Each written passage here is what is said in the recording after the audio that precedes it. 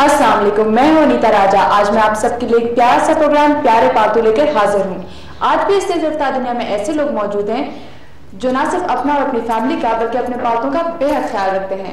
अपने इस प्रोग्राम में हम आपको मिलवाएंगे चंद ऐसे ही लोगों से और साथ ही साथ हम आपको देते रहेंगे कुछ टिप्स।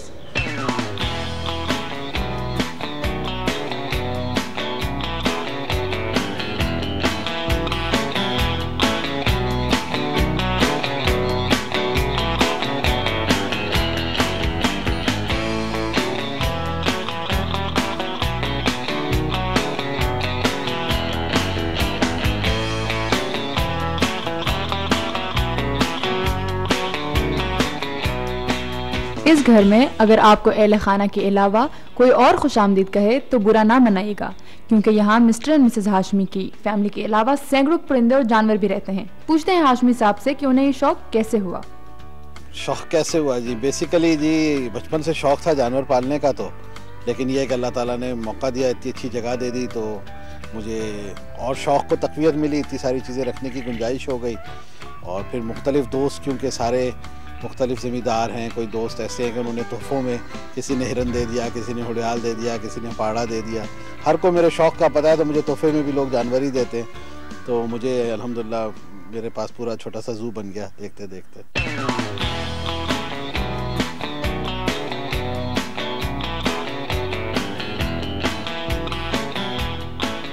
और ये है मरियम और मारिया, जो आम बच्चों के बिल्कुल मुख्तलिफ हैं। उन्हें किसी भी जानवर से हरगिज डर नहीं लगता, बल्कि बहुत से पेट से उनकी पक्की दोस्ती है। बच्चों, सबसे पहले ये बताओ कि ये पैरेट किसका है? हमारा है, हमारा है। अब ये तो एक पैरेट और आप दो। पैरेट किसका है? या तो आपका या आपका? हम दोनों का है। आपको सबसे अच्छी बिल्ली लगती है या डॉगी लगता है? ये दोनों चारों अच्छा लगता है। और आपको? मुझे अपना स्मोकी नहीं अच्छा लगता, मुझे छोटा वाला अच्छा लगता है, इसलिए मैंने ये छोटा। मरियम और मारिया की उम्र की एक और भी बच्ची यहाँ है, जिसका नाम कैंडी है। शरारतों में ये इन दोनों से बढ़कर है।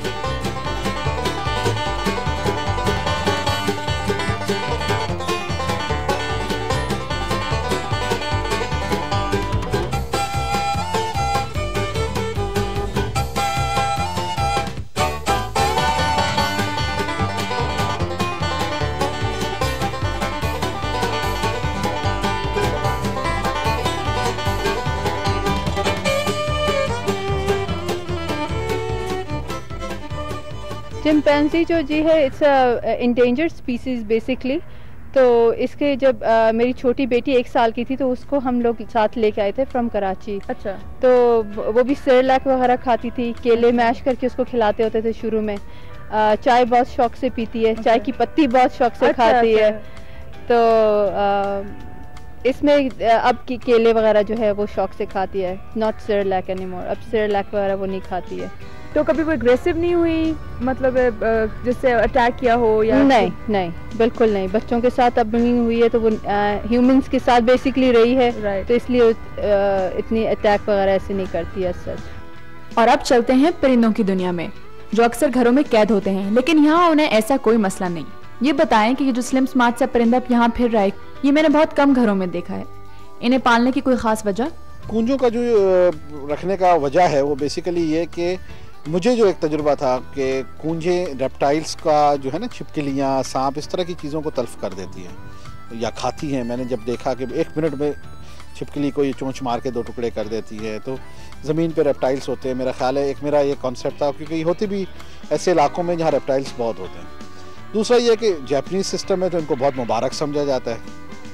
और हमारे यहाँ भी बन्नू में, सरहद में, सूबे सरहद में घरों में कूंज पालने का खुशबख्ती के लिए, या एक कॉन्सेप्ट है, माइथोलॉजी है कि जादू नहीं होता उस घर पे, जिस तरह काला तीतर लोग रखते हैं कि उस घर पे जादू नहीं होता, चकोर रखते हैं कुछ इलाकों में कि जादू नहीं होता, इसी तरह लोग कूंजे भी घर में रखते हैं। लेकिन मैं, क्योंकि ये घूमने में बड़ा अच्छा परिंदा है, फ्रेंडली है, करीब आ जाता है, आप इसको हाथ से खिलाएं, एग्रेसिव नहीं है, बच्चों पे अटैक नहीं करता, ये नहीं करता, तो उसके हाथ से मैंने रखे हुए हैं।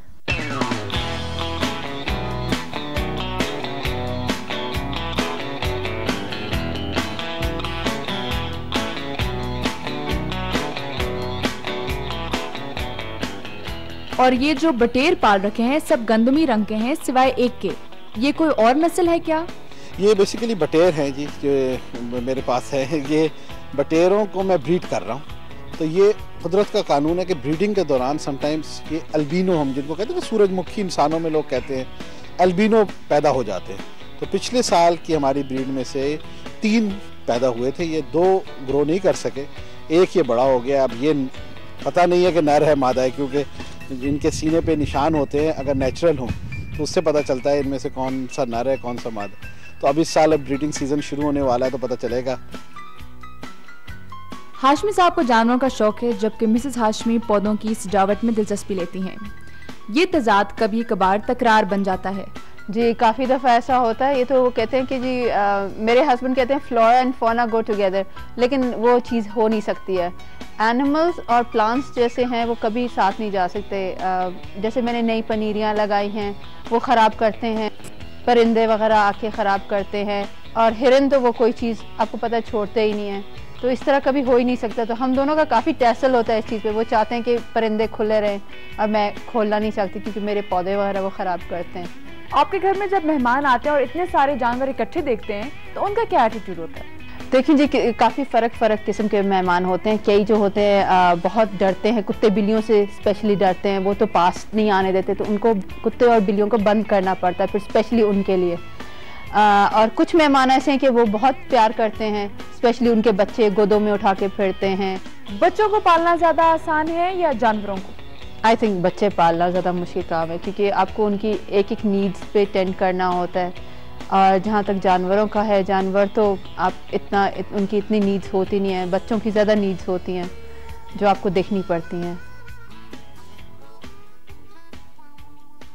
माना कि बच्चे पालना ज़्यादा मुश्किल है, लेकिन जानवर पालना भी कोई आसान काम नहीं। इसके लिए तवज्जो और नॉलेज की ज़रूरत है। मसलन जब मैंने हाशमी साहब से बारहसिंगे के बारे में पूछा तो उन्होंने लंबी चौड़ी तफसील बयान कर दी।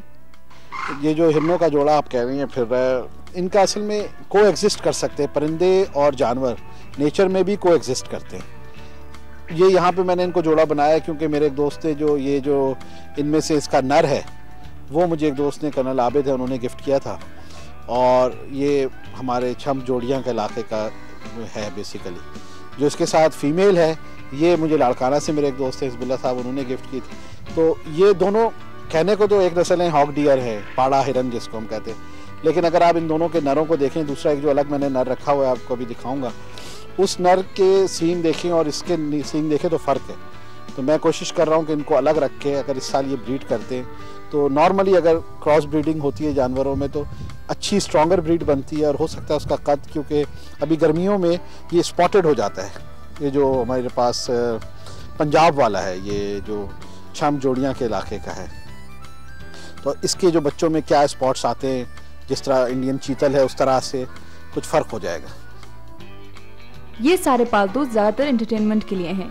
मुझे जिनका फ़ायदा ज़्यादा नज़र आया वो हैं ये गोल्डन पफ्स, जो देखने में बहुत खूबसूरत हैं और अंडे भी देती हैं, और वो भी गोल्डन। ये गोल्डन बफ कहलाती हैं मुर्गियाँ, और ये मेरा ख्याल है कहीं बाहर से आई हैं, पाकिस्तान की तो नहीं है ब्रीड। लेकिन ये है कि यहाँ पे परफेक्टली अडेप्टेड हैं, क्रॉस ब्रीड भी करती है हमारी पाकिस्तानी ब्रीड्स के साथ, और इनका अंडे भी अच्छे देती हैं। तो हमारे घर की आम मुर्गियों के साथ ये फिर सकती है जी।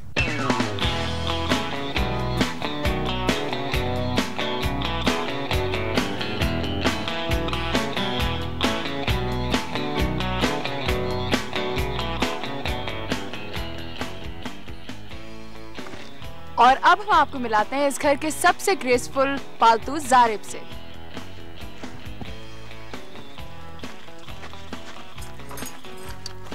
हाशमी साहब, आपने इसका नाम जारिब क्यों रखा है?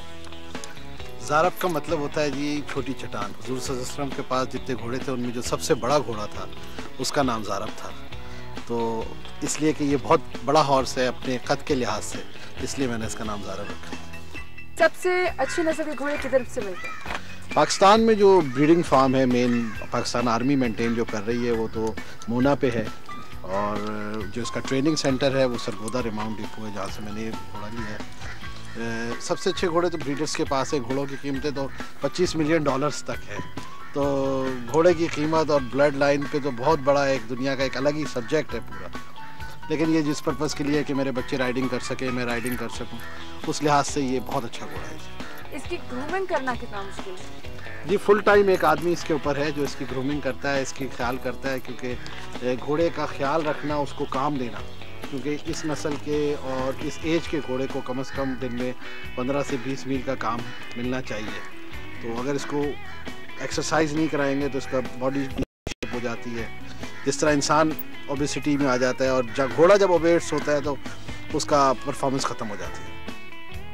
वैसे तो ये सब अपनी अपनी जगह बहुत ज़बरदस्त हैं, लेकिन फिर भी कोई एक फेवरेट होता है। आपका फेवरेट पेट कौन सा है? मेरा फेवरेट पेट कौन सा है, मैं ये कहूँगा कि क्योंकि मुझे सारे पेट्स पसंद हैं, लेकिन ये कि जानवर मुझे ज़्यादा पसंद हैं क्योंकि वो रिस्पांस देते हैं। जैसे घोड़ा है, कुत्ता है, बिल्ली है, ये हिरन भी आप बुलाएं आते हैं, आपके हाथ से खाते हैं, 12 सिंगे हैं। परिंदे क्योंकि रिस्पांस नहीं देते मोहब्बत को एज सच, तो इतना फेवरेट नहीं है, लेकिन वो माहौल का हिस्सा बन जाते हैं। अगर आप एक तस्वीर में खाली पौधे देखें, फूल देखें और उसमें अगर कोई परिंदा हो तो वो कुदरती एक जो आपको फीलिंग हुई होगी मेरे फार्म पे कि हर चीज़ अपनी अपनी जगहों पे फिर रही होती है और पिंजरों में नहीं होती, तो उससे एक माहौल का हिस्सा बन जाते हैं। और खूबसूरती तो नेचुरली अल्लाह ताला ने उनको इतनी दी है कि वो नज़र आती है। इस घर में इकट्ठे रहते हैं पेट्स को इतना ज़्यादा अरसा हो चुका है कि सब एक फैमिली नज़र आते हैं और इन्हें एक दूसरे से अलग करके देखना खासा मुश्किल है, बल्कि ये मुश्किल मुझे भी पेश हुई। चंदी के एंटी कैंडी के साथ रहकर इसकी और मेरी दोस्ती हो गई है, लेकिन अब ये हिसाब है कि मैं तो कैंडी को छोड़ना चाहती हूँ, लेकिन ये मुझे नहीं छोड़ रही, क्योंकि मैं तो कंपल से जान छुड़ाना चाहती हूँ, लेकिन कमल मेरी जान नहीं छोड़ना। जानवर और इंसानों का ताल्लुक अगरचे कुछ अनोखा सा है, लेकिन जानवर इतना प्यार देते हैं कि फिर आप उनके बगैर रह नहीं सकते। जानवर मेरी ज़िंदगी का हिस्सा है और मेरे बच्चों का भी, क्योंकि वो भी बगैर जानवरों के अपनी ज़िंदगी मेरा ख्याल है अब समझ नहीं पाते हैं।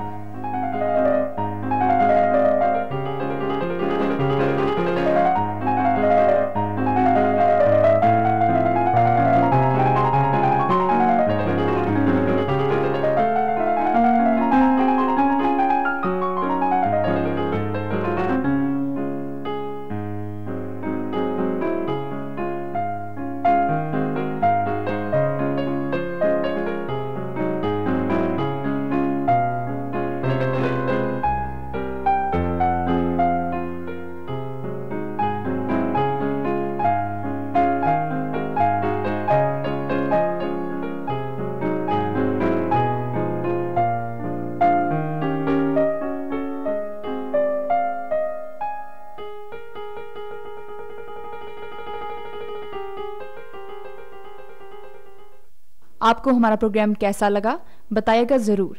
हमारी ईमेल एड्रेस है pyarepaltu_ptv@hotmail.com।